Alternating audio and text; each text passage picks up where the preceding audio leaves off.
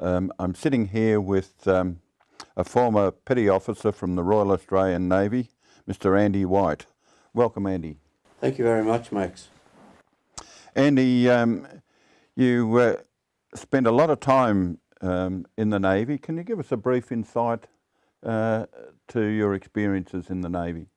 Yes, I joined in 1980 and I completed 24 years. During the time I was in the Navy, I served at Cerberus and also on various ships. During my time at Cerberus, I was an instructor at various different places, at Flinders, in the Gunnery World, and also at Seamanship School. The ships I served on mainly were not warships, but I served on auxiliaries and tankers. During my most memorable time, I went to Operation Slipper in Iraq, and I spent 6 months up there. It sounds like you certainly covered a fair amount of the world in your time in the Navy. Andy, I believe you had suffered a few medical problems due to your service in the Navy. Can you tell us a bit about that?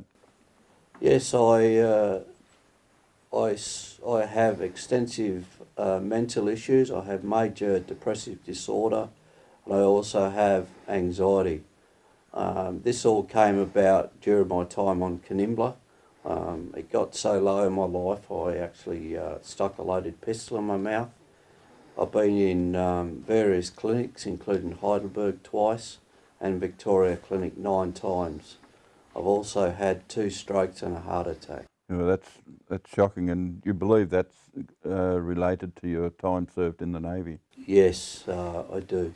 It seems to be quite common in people that served in the Defence Force that veterans suffer these medical episodes. Yeah, especially with depression and anxiety due to the circumstances and the hardships that you're put under at the time, and also the pressures of work and the hours that you work can lead to having breakdowns. Yeah, it's certainly a pretty difficult situation.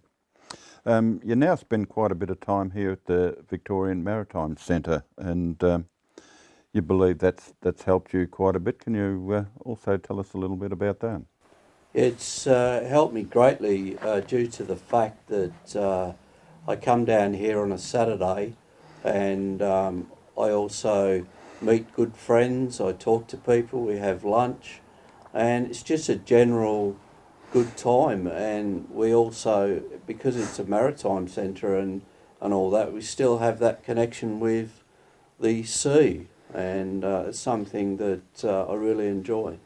The museum have a proposal to offer their 2 vessels, the former submarine HMAS Atama and the former pilot cutter from Port Phillip Bay, the Whyuna.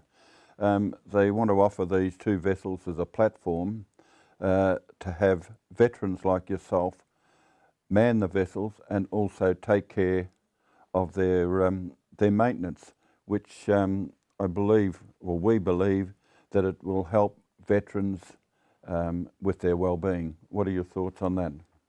Actually, I think that's an extremely good idea, because a lot of veterans that I know and I've come across, they don't do a great deal. They seem to hide away. Whereas if we had something like the submarine and the Whyuna, then that would give us a purpose in life, and it would also help mentally and physically. And I think that having ownership of something like that would enable veterans to bring that bond together and the comradeship. It can only benefit all concerned, the museum as well as the veterans, and it would be a very good project for the government to get behind and help you guys out. That concludes our brief interview with Andy White, former petty officer from the Royal Australian Navy, and we wish Andy well and hope that his medical condition continues to improve in the future.